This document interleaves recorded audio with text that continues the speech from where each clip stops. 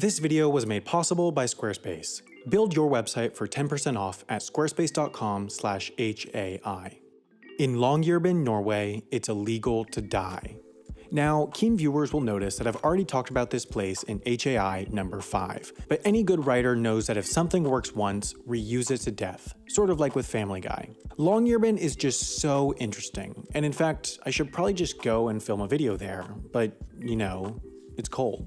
Longyearbyen is so insanely far north that by going over the North Pole, it's closer to Barrow, Alaska than Milan, Italy. It's so insanely far north that the sun does not rise for 4 months in the winter and stays up for 4 months in the summer. It's so insanely far north that the average winter temperature has warmed by 6 degrees in the past 30 years. Oh wait, that's not a very fun fact. That's not a very fun fact at all.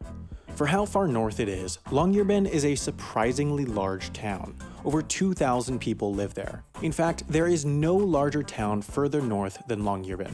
Because of this, Longyearbyen has the northernmost university, cell tower, circus, art gallery, bowling alley, swimming pool, bus station, gas station, commercial airport, department store, bank, fire station, ATM, Toyota dealership, bar, and kebab restaurant in the world. It's a legitimate town, but it's still 1,200 miles north of Oslo, so there are some quirks. For one, polar bears live there too, and they occasionally eat people, which is bad. So it's actually illegal to leave Longyearbyen without a gun. Possibly for related reasons, there's also a monthly limit to how much alcohol one can buy at 24 cans of beer, 2 bottles of liquor, and half a bottle of fortified wine. While local residents carry an alcohol card to track their quota, visitors have to present their airline boarding pass from their arriving flight at the liquor store. Longyearbyen even bans cats to save the local population of Arctic birds. They just love banning things. But now for the clickbait. Dying is illegal in Longyearbyen.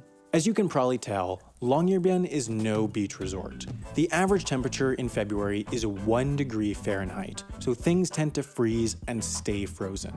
In places as cold as Longyearbyen, there's what's known as permafrost.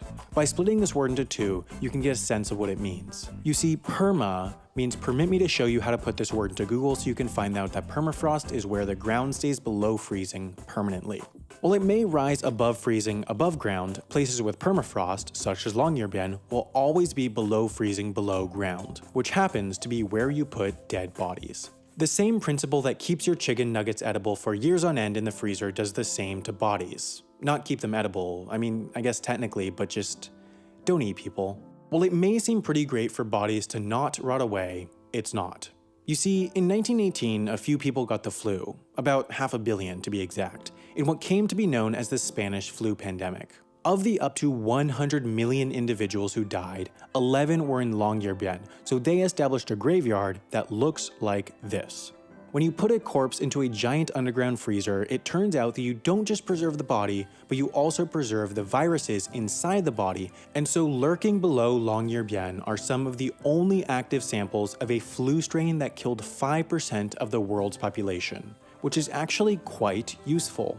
Researchers still don't fully understand why the 1918 flu was so deadly, and they don't just have samples lying around, so these bodies buried in the Arctic permafrost potentially hold some of the clues that could stop a future global pandemic. But in the meantime, you really don't want diseases that could obliterate future civilizations just laying a few feet underground preserved for eternity, and Longyearbyen agrees. So that's why death is now illegal in this small Norwegian town. If you're near death, you're flown down to the mainland to live out your final days, and if you die unexpectedly, well, there's no space for you here.